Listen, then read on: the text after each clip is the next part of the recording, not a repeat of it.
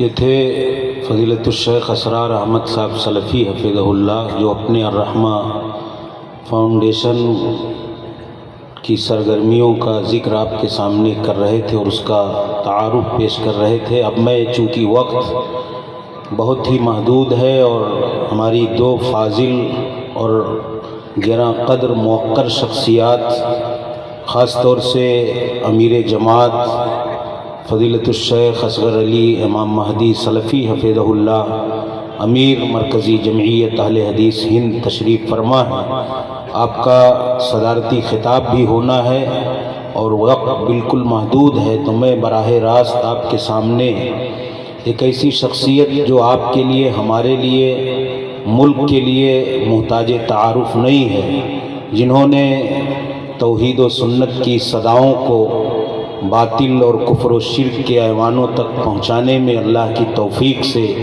کامیابی حاصل کی ہے اور اللہ تعالیٰ نے اسے شرف قبولیت عطا کیا ہے۔ بہت سارے بھٹکتے ہوئے ضلالت زدہ دل اللہ کی توحید و سنت کے دامن میں آئے، اللہ ان کی کوششوں کو قبول فرمائے۔ میری مراد فضیلت الشیخ سید معراج ربانی مدنی حفظہ اللہ سے ہے۔ میں شیخ محترم سے بصد احترام گزارش کروں گا کہ آپ تشریف لائیں اور محسن انسانیت کے تربیتی پہلو کے حوالے سے اس عنوان پر اپنی گفتگو اور اپنا خطاب پیش فرمائیں۔ فضیلت الشیخ سید معراج ربانی مدنی حفظہ اللہ۔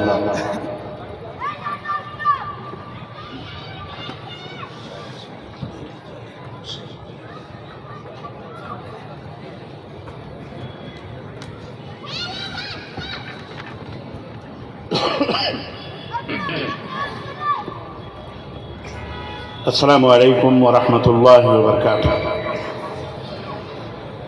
السلام علیکم ورحمۃ اللہ وبرکاتہ۔ ان الحمد للہ نحمده ونستعینه ونستغفره ونؤمن به ونتوکل علیہ ونعوذ باللہ من شرور انفسنا ومن سیئات اعمالنا، من يهده الله فلا مضل له ومن يضلل فلا هادي له، واشهد ان لا اله الا الله واشهد ان محمدا عبده ورسوله، اما بعد فان خير الحديث كتاب الله وخير الهدي هدي محمد صلى الله عليه وسلم، وشر الامور محدثاتها وكل محدثة بدعة وكل بدعة ضلالة وكل ضلالة في النار۔ قال الله تبارك وتعالى: يا ايها الذين آمنوا اتقوا الله حق تقاته ولا تموتن الا وانتم مسلمون، يا ايها الناس اتقوا ربكم الذي خلقكم من نفس واحدة وخلق منها زوجها وبث منهما رجالا كثيرا ونساء، واتقوا الله الذي تساءلون به والارحام ان الله كان عليكم رقيبا، يا ايها الذين آمنوا اتقوا الله وقولوا قولا سديدا يصلح لكم اعمالكم ويغفر لكم ذنوبكم، ومن يطع الله ورسوله فقد فاز فوزا عظيما۔ اللهم صل على محمد وعلى ال محمد كما صليت على ابراهيم وعلى ال ابراهيم انك حميد مجيد، اللهم بارك على محمد وعلى ال محمد كما باركت على ابراهيم وعلى ال ابراهيم انك حميد مجيد۔ تمام قسم کی حمد و ثنا، کبریائی اور بڑائی اس اللہ عز و جل کے لیے لائق و زیبا ہے جس نے ہمیں اور آپ کو پیدا فرمایا، اور بیش بہا درود و سلام اس ذات مبارکہ مطہرہ پر جن کا نام نامی اس میں گرامی احمد مجتبیٰ محمد مصطفیٰ صلی اللہ علیہ وسلم ہے۔ صدر اجلاس حضرت مولانا اصغر علی امام مہدی حفظہ اللہ، امیر مرکزی جمعیت اہل حدیث ہند، اسٹیج پر رونق فروز علماء کرام، سامعین اعظام، نوجوان دوستوں، بزرگوں اور بھائیوں، اور قابل احترام اسلامی ماں اور بہنوں اور عزیز بچوں، آج بتاریخ 28 رجب المرجب 1447 مطابق 18 جنوری سن 2026 عیسوی کے اس سیرت النبی کی عظیم الشان کانفرنس میں، جسے الرحمہ فاؤنڈیشن بمرا ممبئی اور ضلع جمعیت اہل حدیث ممرا کے تعاون سے ان کے زیر اہتمام اس خوبصورت اور حسین گراؤنڈ میں منعقد کیا گیا ہے۔ اس کانفرنس میں جس موضوع پر مجھے حکم دیا گیا ہے گفتگو کرنے کا، وہ موضوع ناظم اسٹیج حضرت مولانا عاطف سنابلی حفظہ اللہ صاحب نے سماعت فرمایا کہ وہ موضوع ہے محسن انسانیت حضرت محمد الرسول اللہ صلی اللہ علیہ وسلم کے تربیتی پہلو۔ انشاءاللہ تبارک و تعالی اس موضوع پر گفتگو ہوگی، اور اس مختصر سے وقت میں یوں سمجھیے کہ سمندر کو کوزے میں سمیٹنے کی جد و جہد ہوگی۔ اللہ عز و جل سے دعا ہے کہ اللہ ہم سب کو اپنے نبی کی سیرت پڑھنے، سننے، سمجھنے اور اس کے مطابق اپنی زندگی کو سنوارنے سجانے کی توفیق عطا فرمائے، آمین یا رب العالمین۔ اس سے پہلے کہ میں اپنی گفتگو کا آغاز کروں، چونکہ وقت بڑا مختصر ہے، اس لیے مختصر وقت میں من لم یشکر الناس لم یشکر اللہ، شکر گزار ہوں اس حدیث مبارک کے حوالے سے کہ جو لوگوں کا شکر گزار نہیں ہوتا وہ اللہ کا بھی شکر گزار نہیں ہوتا۔ مشکور و ممنون ہوں میں الرحمہ فاؤنڈیشن کے ذمہ داران کا، اپنے انتہائی دیرینہ کلاس فیلو اپنے دوست حضرت مولانا حبیب احمد ندوی حفظہ اللہ، جن کے اشارے اور جن کی آج سے کئی مہینے پہلے کی درخواست کہ اس کانفرنس میں شریک ہونا ہے اس میں، اور اسی طرح جنرل سیکریٹری رحمہ فاؤنڈیشن حضرت مولانا اسرار صاحب سلفی حفظہ اللہ کا، اور ان کے تمام اخوان اور تمام متعاونین کا مشکور ممنون ہوں جنہوں نے اس خوبصورت سے کانفرنس میں اس طالب علم کو دعوت دی، حاضری کی، اور میں یہ مبارک اور نورانی چہرے اللہ تبارک و تعالیٰ فضل و کرم سے اللہ نے مجھے توفیق دی کہ میں ان کا دیدار کروں۔ اللہ عز و جل ان سب کے میزان حسنات میں بنائے، اور اللہ تعالیٰ اس مجلس کو قبول فرمائے، اور اللہ ہم سب کو جنت الفردوس میں اسی طرح اکٹھا فرمائے، ہماری گردنوں کو جہنم سے آزاد فرمائے، ہمارے ماں باپ کے اوپر رحم فرمائے، ہمارے والدین کی گردنوں کو، میاں بیوی، ہماری بیوی بچوں کی گردنوں کو، اعزاء اقارب دوست احباب اساتذہ کی گردنوں کو اللہ تعالیٰ جہنم سے آزاد فرمائے، اور ہم سب کو جنت الفردوس میں جگہ عطا فرمائے، اور اللہ تبارک و تعالیٰ ہم سب کے دلوں میں ایک دوسرے کی محبت عطا فرمائے۔ حضرات گرامی قدر، موضوع بڑا وسیع ہے۔ آج اس عظیم الشان کانفرنس میں نبوی تربیت کے پہلوؤں کے اوپر گفتگو ہوگی۔ میں نے جب اس موضوع کو احاطہ کرنے کی، کچھ کور کرنے کی کوشش کی تو ہر طرف سے مختلف پہلوؤں نے آواز دی۔ کبھی ہمیں وادی مکہ نے آواز دی کہ آؤ تمہیں ہم مکہ کی وادی کے اندر اس یتیم مکہ کی زیارت کرواتے ہیں، اس در یتیم کی زیارت کرواتے ہیں جس نے اپنے جسموں پر زخم کھا کھا کر اللہ کی توحید کا آوازہ وادی مکہ میں بلند کیا۔ ہم آگے بڑھے تو ہمیں وادی طائف نے آواز دی کہ ربانی میاں ادھر آؤ، ذرا ہم تمہیں وادی طائف کا بھی نظارہ کرواتے ہیں کہ جہاں نبی کائنات صلی اللہ علیہ وسلم اپنے اعزاء اقارب دوست احباب بھی بچوں کو چھوڑ کر اپنے ایک غلام کے ساتھ اللہ کی توحید کا پرچم لے کر کے پہنچے۔ لوگوں کو گمراہیت کے تاریکیوں سے نکالنے کا جذبہ تھا۔ نبی کریم صلی اللہ علیہ وسلم کے وہ حوصلے تھے کہ زنجیر غلامی کو توڑنا آپ کا مقصد تھا، لوگوں کو اس دکھتی سسکتی بلکتی انسانیت کو امن و سلامتی کا پیغام دینا تھا۔ نبی اس جذبے سے سرشار ہو کر وادی طائف کی طرف بڑھتے ہیں۔ اللہ کے نبی کا استقبال ہوا، پھولوں سے نہیں، لوگوں سے نہیں، خوشبوؤں سے نہیں، عطر اور عود کی اگربتیوں سے نہیں، جھنڈے اور پلیٹ کے جلوسوں سے نہیں، آدمیوں کے جھنڈوں سے نہیں آپ کا استقبال ہوا، بلکہ آپ صلی اللہ علیہ وسلم کا استقبال طائف کے ان سنگ دل نوجوانوں نے، اوباشوں نے، غنڈوں نے، امیروں نے، بادشاہوں نے، حکمرانوں نے ان کو اپنے اوباشوں کے پیچھے لگایا، اپنے اوباشوں کو نبی کے پیچھے لگایا، اور پتھروں سے آپ کا استقبال کیا گیا، پتھروں سے آپ کو لہو لہان کیا گیا۔ صحابی رسول خادم رسول فرماتے ہیں اتنے زخم لگے، اتنے خون گرے نبی کائنات کے جسم مبارک سے کہ آپ کے نالے نے مبارک کہ نالے مبارک خون سے بھر گئے اور آپ کے قدم مبارک نکلنے مشکل ہو گئے تھے، بے ہوشی طاری ہو گئی، انہیں ایک باغ میں لے جایا گیا۔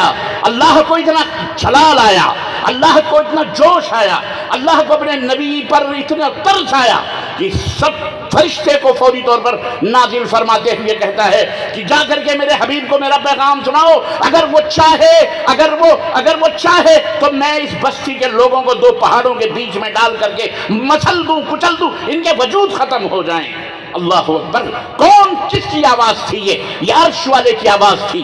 عرش والا اپنے عرش پر موجود، وہاں پر مستوی، وہاں پر بلند، ساری کائنات کے ان تمام غنڈوں کو، غنڈہ گردیوں کو دیکھ رہا تھا۔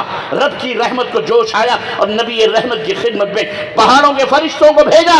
لیکن قربان جائیے اس رحمت للعالمین پر جسے رب نے تمغہ دیا تھا، جسے رب نے، اللہ رب العزت نے جسے رحمت کی علامت ہی نہیں بلکہ رحمت کی بلند چوٹیاں عطا فرمائی تھی۔ نبی نے فرمایا تھا انی بعثت لأکرم مکارم الاخلاق، مجھے لأتمم مکارم الاخلاق، انک لعلی خلق عظیم کا تمغہ اور تاج عطا فرمایا تھا اس نبی رحمت جسے اللہ نے وما ارسلناک الا رحمت للعالمین، اے نبی ہم نے ساری کائنات کے لیے آپ کو رحمت بنا کر کے بھیجا۔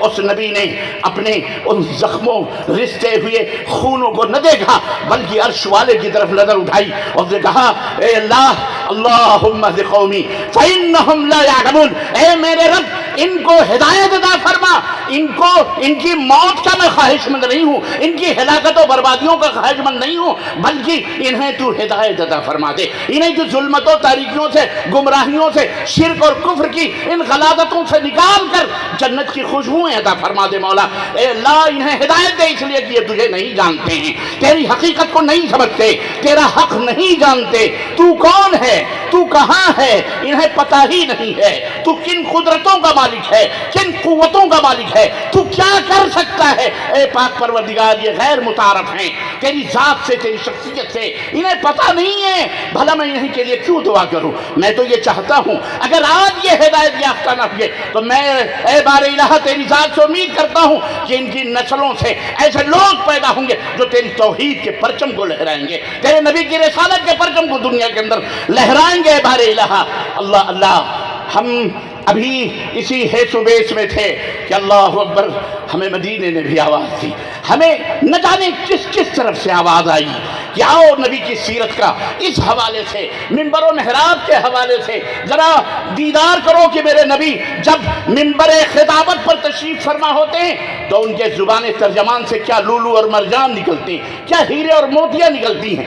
اللہ کے نبی جب ایک اپنے خاص گھر میں جاتے ہیں ہر طرف سے، الغرض میرے عزیزوں میرے پاس ٹائم نہیں ہے، میں انتہائی اختصار کے ساتھ نبی کریم صلی اللہ علیہ وسلم کے تربیتی پہلو کیا کیا تھے، ایک پہلو نہیں ہے، ہر میدان میں میرا نبی بے مثال ہے، ہر میدان میں ان کی نمونے موجود ہیں، ہر چیز میں ان کی تربیتوں کے آبگینے موجود ہیں، ہر طرف ان کی خوشبوئیں۔ ارے آج یہ دنیا جن رحمتوں اور برکتوں سے آج زندہ ہے پوری دنیا، آج جو یہ دنیا، پوری دنیا، صرف بھارت نہیں بلکہ پوری دنیا، یاد رکھو جو آج امن و آج جو سانس لے رہی ہے، بتاؤ دنیا والوں کو آج جو تم اپنے قوتوں پر، طاقتوں پر ناز کرتے ہو، فخر کرتے ہو، آج جو عیش و عشرت اور نعمتوں کے سائے میں تم اپنی زندگیاں گزارتے ہو، تمہیں نہیں پتا، اور اس میں ہمارا قصور ہے، تمہیں نہیں پتا یہ کس کی ذات کی برکت ہے، یہ کس کی دعوت کی برکت ہے۔ یاد رکھو ہمیں پتا ہے، تجھ کو بتاؤں میں تقدیر امم کیا ہے، ہمیں پتا ہے کہ آج یہ دنیا قائم و دائم اگر ہے تو صرف اور صرف حضرت محمد الرسول اللہ صلی اللہ علیہ وسلم کے لائے ہوئے اس پیغام سے زندہ ہے، اور اس پیغام سے یہ نبض ہستی دھڑک رہی ہے، جس پیغام کو نبی نے مکے کی وادی سے آغاز کی شروعات کری تھی، قولوا لا الہ الا اللہ تفلحوا، اے کائنات کے لوگوں لا الہ الا اللہ پڑھ لو کامیاب ہو جاؤ گے۔ اور اسی نبی نے کہا تھا جس دن اس روئے زمین پر جب تک کلمہ پڑھنے والا ایک شخص بھی موجود رہے گا رب کائنات اس زمین کو نہیں سمیٹے گا.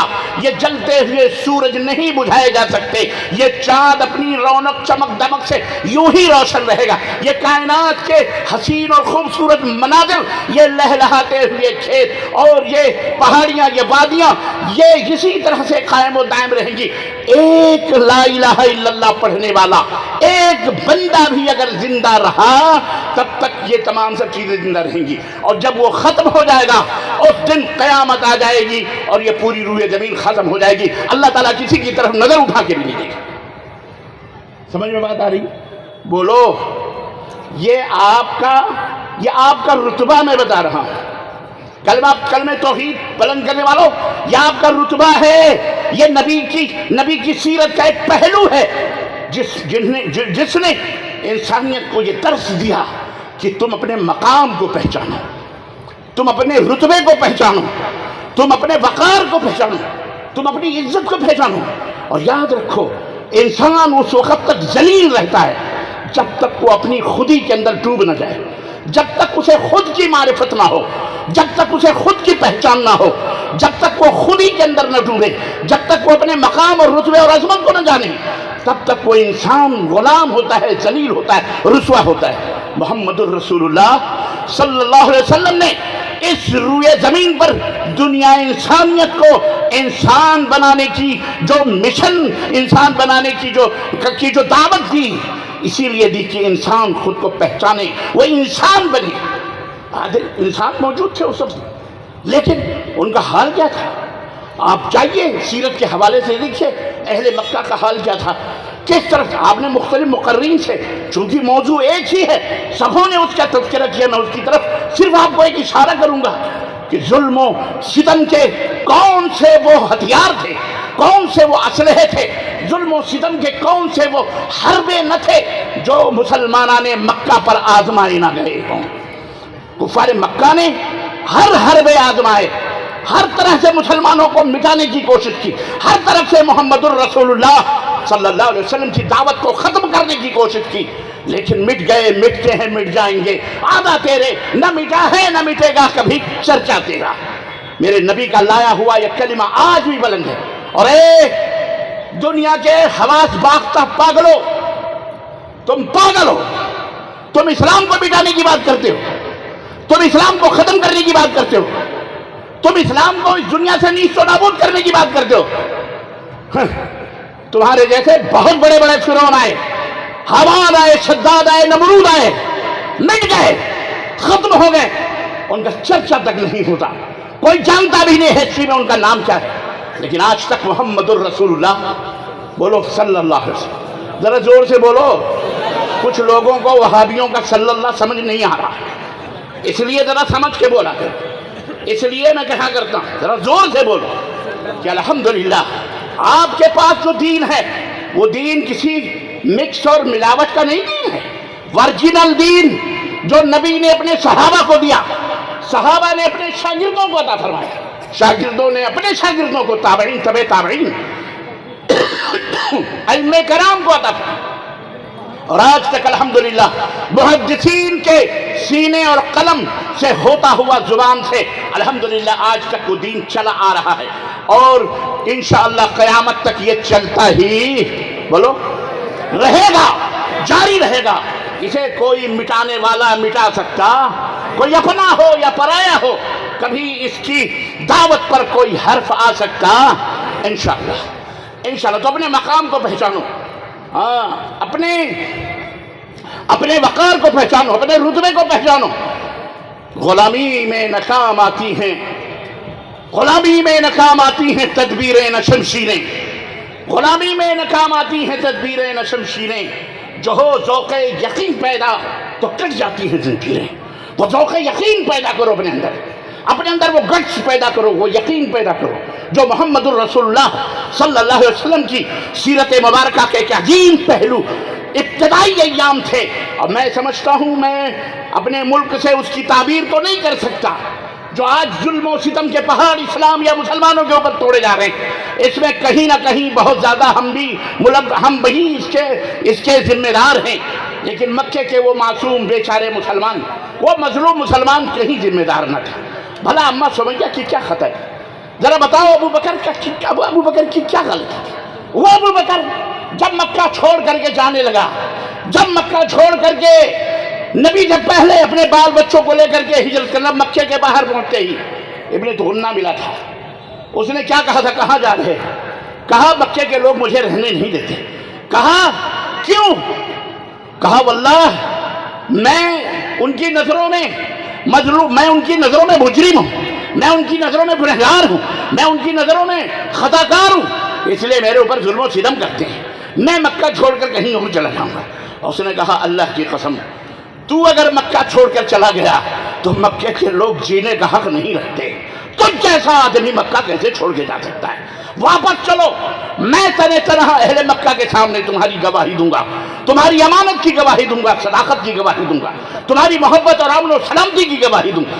وہ مسلمان نہیں تھا، وہ کافر تھا، وہ غیر مسلم تھا، لیکن وہ حقیقت کو سمجھتا تھا، وہ حیوان اور جانوریت کے نشے میں دھت نہیں تھا، بلکہ اس کے اندر انسانیت تھی۔ جیسے آج ہمارے بھارت میں بہت سارے ایسے لوگ ہیں برادران وطن جن کے اندر الحمدللہ انسانیت موجود ہے، حیوانیت اور جانوریت اور بربریت اور دہشت گردی کا خمار ان کے ذہن و دماغ میں نہیں ہے۔ مکہ کا وہ شخص بھی اسی کا وہ تھا کہ اس نے ابو بکر کو واپس لایا اور مکے کے لوگوں کے سامنے اس نے کہا تھا اللہ اکبر۔ تو ان کی کیا خطا تھی؟ ان کی خطا صرف ایک تھی، وہ یہ تھی کہ وہ یہ کہتے تھے کہ اے لوگوں صرف اللہ کی عبادت کرو، لا الہ الا اللہ، اللہ کے سوا کوئی معبود برحق نہیں، اللہ کے سوا کوئی اب میں اس کی تشریح کروں گا تو ہمارے بہت سارے ایسے مسلمان بھائی بھی ہیں، ہماری بہنیں بھی ہیں جن کو بڑی تکلیف ہوتی ہے۔ اللہ کے بندو تکلیف نہیں ہونی چاہیے۔ آپریشن کرنے والا ڈاکٹر تمہارا دشمن نہیں ہوتا، تمہارے زخموں کا علاج کرتا ہے۔ اللہ اکبر۔ سنیے اے لوگوں سنو، اللہ کے سوا کوئی معبود برحق نہیں۔ تربیت کا یہ وہ انداز تھا، تربیت کا یہ پہلو تھا جب سب سے پہلے مکہ کی سرزمین پر پیغمبر اسلام حضرت محمد الرسول اللہ صلی اللہ علیہ وسلم نے آغاز کیا تھا، اسی پہلو سے۔ حالانکہ وہاں چوری کرنے والے بھی موجود تھے، شراب پینے والے بھی موجود تھے، زنا کرنے والے بھی موجود تھے، قتل و غارت گری کے خوگر بھی موجود تھے، سود در سود در سود در سود کھانے والے بھی موجود تھے، لوگوں کے حقوق ضبط کرنے والے بھی موجود تھے، ظلم کی تمام انواع، ظلم کے تمام اقسام وہاں موجود تھے۔ اما کچھ ایسے بھی لوگ وہاں موجود تھے جو ان کی بیٹیوں کو پیدا ہونے کے بعد زندہ لے جا کے قبر میں دفن بھی کر دیا کرتے تھے۔ ایسے بھی ظالم موجود تھے جن کے گھٹیوں میں شراب پڑی تھی، لیکن پیغمبر اسلام نے ان کسی بھی زخموں کا علاج نہیں کیا، ان کسی بھی زخموں کی طرف آپ نے قینچی نہیں چلائی، نہ اپنی زبان کھولی۔ یہ تمام مناظر آپ کے سامنے تھے بلبلاتے ہوئے، سسکتی ہوئی انسانیت کی، لیکن نبی کو معلوم تھا کہ ان تمام زخموں کا مرہم صرف ایک ہے، اس کا ایک علاج ہے۔ اگر اس علاج سے، اس دوا سے ان کا علاج کر دیا گیا تو یہ سارے زخم خود بخود ختم ہو جائیں گے۔ اللہ اللہ، اس حکیم الامت نے، اس امام اعظم نے، اس محسن انسانیت نے، اس فخر موجودات نے، اس نبی کے اللہ کے پیارے نے، اس سید العرب والعجم نے وہ دوا، وہ نسخہ کیا تھا اپنایا سب سے پہلے، اور وہ کیا تھا؟ بولو، لا الہ الا اللہ۔ ہے مسلمانوں، تم آج اس کلمے کی تاثیر کو بھول چکے ہو، شیطان نے تمہیں گمراہ کر دیا، تمہارے ذہن و دماغ سے جناب علی ہے سب کچھ نکال دیا، اور تم کہاں پڑ گئے، کس چیز کے چکروں میں رہے، جھنڈے بنڈے گنڈے شنڈے، کہاں تم بھٹکنے لگے ہیں، اور کس کو اپنا معبود تم نے بنایا، کس کو تم نے اپنا مشکل کشا بنایا، کس کو تم نے اپنا حاجت روا بنایا۔ اللہ کے نبی نے تو یہ دعوت نہیں دی تھی، اللہ کے نبی نے تو یہ اسلام متعارف نہ کروایا تھا، اللہ کے نبی کی سیرت کا کوئی ایک پہلو آؤ میں تمہیں بتاتا ہوں۔ اللہ کے نبی اپنے ایک چھوٹے بھائی عبداللہ ابن عباس کے ابن عباس رضی اللہ عنہ کے بیٹے، چچا کے بیٹے حضرت عبداللہ کا ہاتھ پکڑا اور کیا کہا؟ یا غلام، اے بچے، میں تجھے ایک بات بتاتا ہوں، وہ بات غور سے سن، اس بات کو غور سے سن، اپنے پلے باندھ لے۔ کہنے لگے بھائی کیا بات ہے؟ کہیں گے اللہ کے نبی کیا بات ہے؟ کہا سن، اذا استعنت فاستعن باللہ.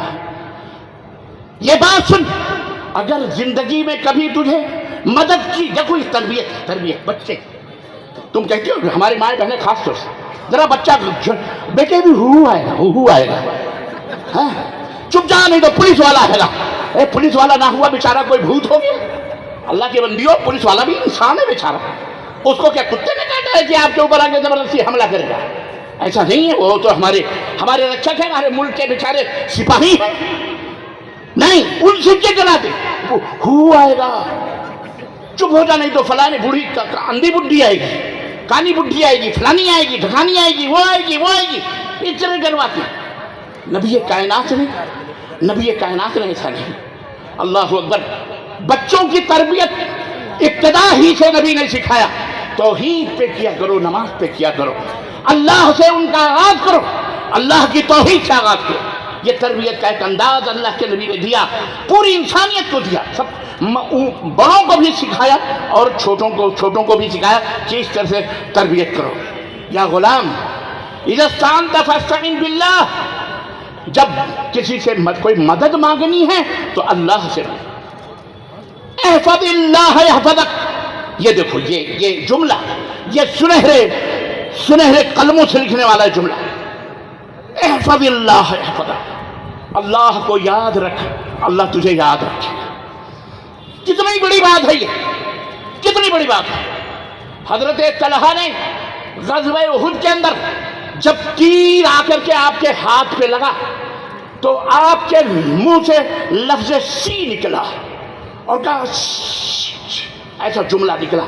اللہ کے نبی نے کہا طلحہ اس عین موت و حیات کے میدان میں جہاں دشمنوں کے نرغے میں طلحہ کھڑے ہوئے محمد الرسول اللہ صلی اللہ علیہ وسلم کی حفاظت کر رہے ہیں کہ آپ کو اپنے پیچھے رکھ کر کے کہ اللہ کے نبی آپ میرے پیچھے ہی رہیں، کہیں ایسا نہ ہو ناگہاں دشمن کا تیر کوئی آپ کو لگ جائے. اس موقع پر حضرت طلحہ کے ہاتھ میں وہ تیر لگا اور انہوں نے سی کا لفظ کہا. حضرت نبی کائنات نے اس موقع پر بھی تربیت کی. آج ہم ہوتے تو کہتے بیٹے جو کچھ کہنا کہہ لے، کسی کو بھی پکارنا ہے پکار لے. زندہ نبی پیچھے کھڑا ہوا کہہ رہا ہے فداک ابی و امی یا ابا طلحہ، طلحہ میرے ماں باپ تیرے اوپر قربان ہو، یہ تیر لے دشمنوں کی طرف مار. وہ نبی پیچھے سے آواز دیتا ہے طلحہ ارے سی کہنے کی کیا ضرورت تھی، ارے تو اگر بسم اللہ کہہ لیتا تو رب کے فرشتے تجھے آسمانوں پہ اٹھا لیتے. یہ تعلیم تھی، یہ تربیت تھی محمد الرسول اللہ. آج ہم کو اسی تعلیم اور تربیت کی ضرورت ہے. آج بھی ہو جو براہیم سائمہ پیدا، آگ کر سکتی ہے اندازے اور ایسا پیدا. آج رو رہے ہو نا تم، بلک رہے ہو، رب کی قسم ہے نہ رو نہ بلکو، توحید کے پرچم کو اپنا لو.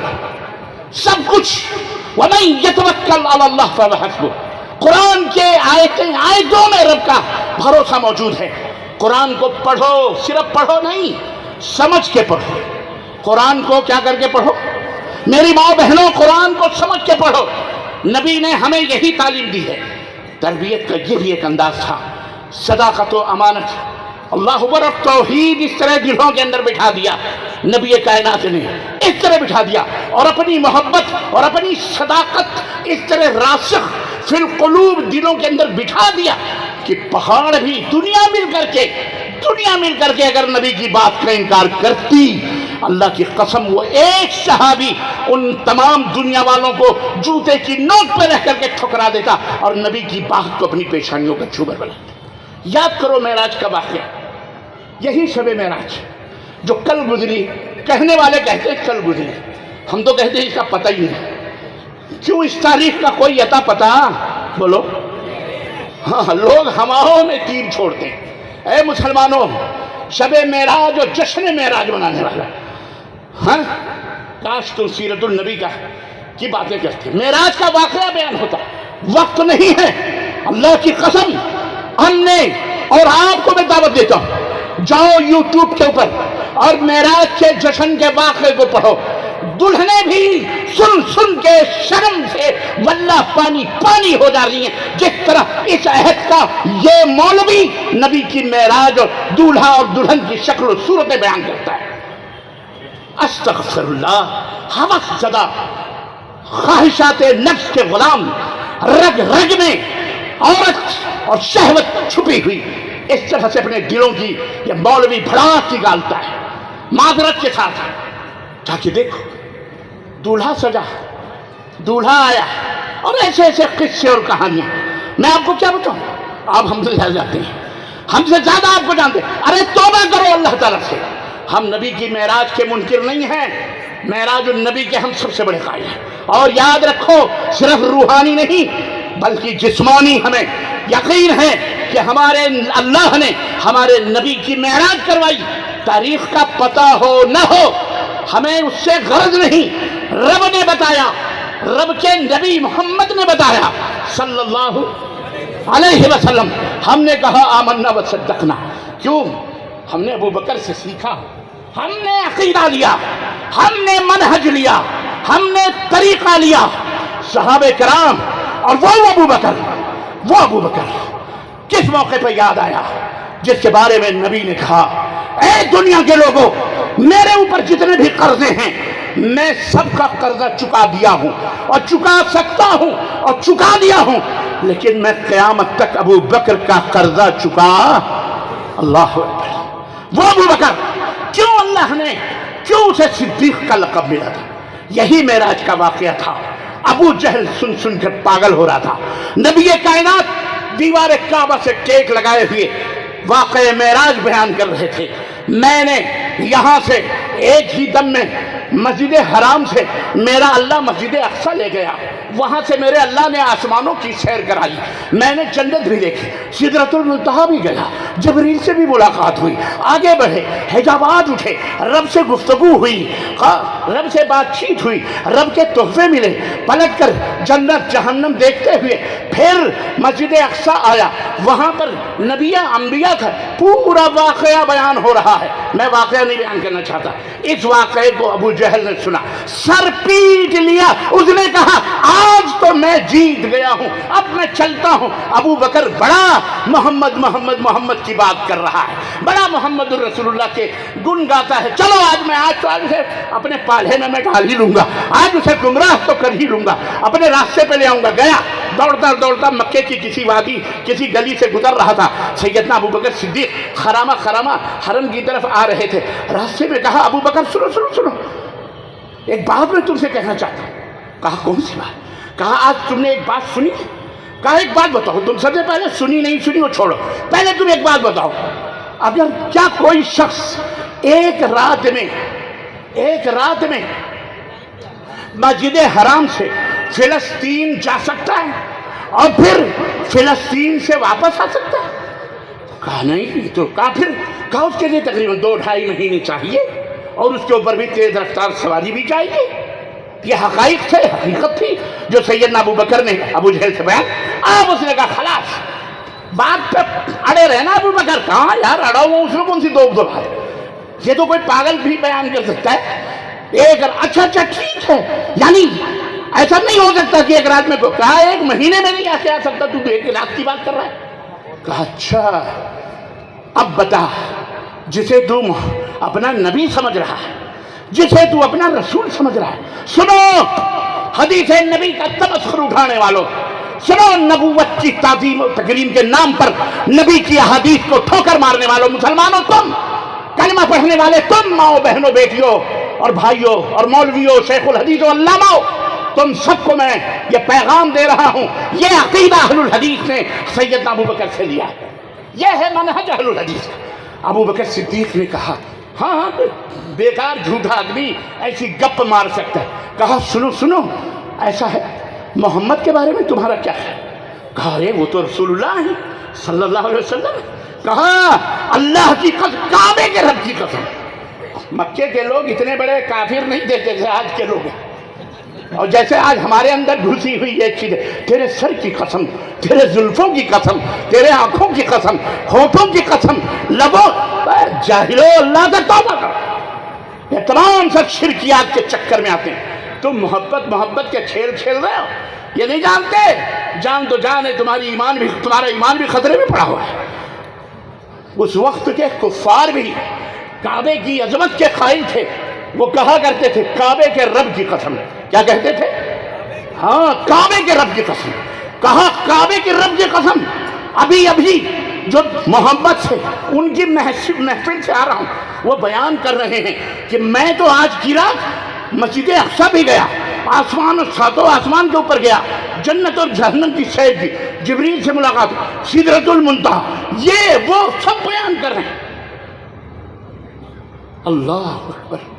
अबू बकर थोड़ी देर के लिए सन्नाटे में आए होंगे। आपने कहा अल्लाह की कसम खा के तू बोलता है कि मेरे नबी ने ये बात कही है? कहा हाँ, अल्लाह की कसम तेरे नबी ने बात की। कहा अल्लाह की कसम मेरे नबी ने ये बात की। कहा तुझे यकीन नहीं आता? अल्लाह की कसम तेरे नबी ने ये बात की। कहा वाकई मेरे नबी ने बात की, तू अल्लाह की कसम खा। कहा तीसरी दफा भी अल्लाह की कसम तेरे नबी ने ये बात की।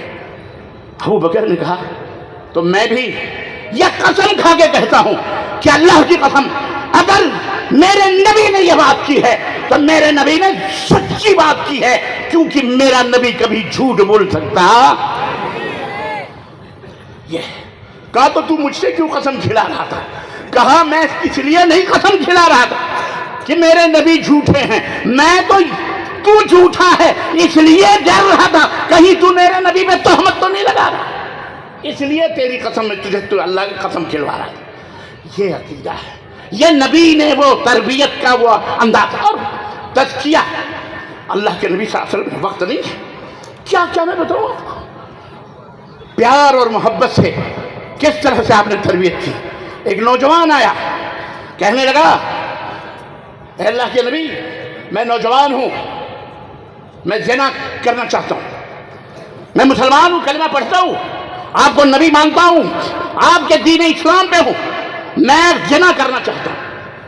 तरबियत का एक उसलूब देखिए आप, अंदाज पहलू देखिए। और ये उलमा दुआत और मुबल्लिगीन और अमाइदीन जमात और जमीयत के लिए इसके अंदर बहुत बड़े नमूने हैं। कहा मुझे इजाज़त दीजिए कि मैं ज़िना करूँ। अल्लाह के नबी के सहाबा खड़े हुए कहे पागल हो गया कि क्या करें? अल्लाह के नबी बैठ, ठहरो, अपनी अपनी जगह पे बैठे। नौजवान से कहा है नौजवान सामने आ। वो उठा, नबी के करीब गया। अल्लाह के नबी ने उसे डांटा नहीं, उसे थप्पड़ न मारे, उसे गुस्ताखी न करार दी।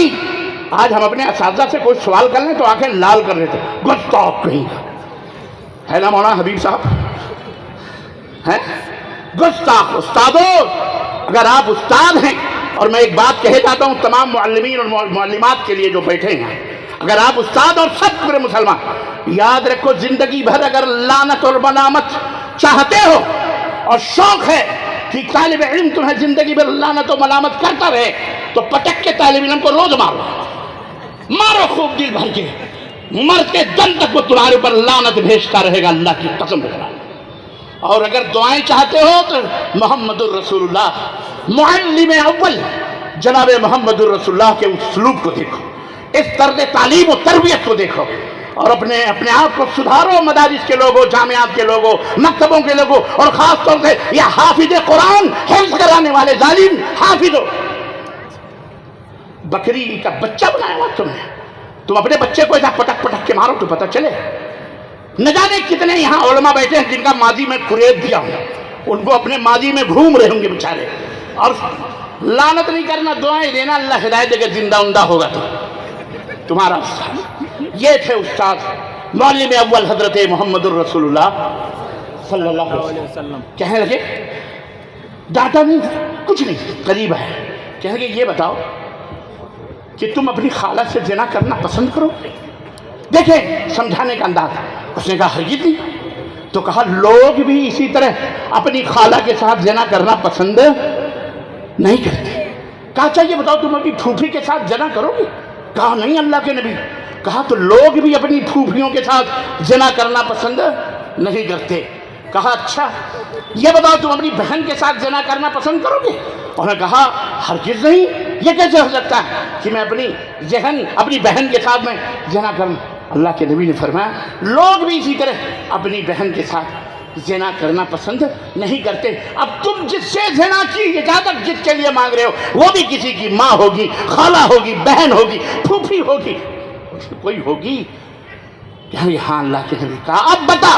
اس نے کہا میں توبہ کرتا ہوں اللہ سے، آئندہ ایسا وسوسہ، ایسا خیال بھی میرے ذہن و دماغ میں نہ آئے گا۔ اللہ کے نبی نے سینے پہ ہاتھ رکھا اور کہا اے اللہ اسے اس دین پر استقامت عطا فرما۔ اللہ یہ تھا تربیت کا۔ بہت سارے پہلو ہیں، نکاح کے پہلو، طلاق کے پہلو، لڑکیوں کے حقوق کے پہلو، ہر اعتبار سے بہت سارے علماء نے مختلف گوشے ڈالے ہیں۔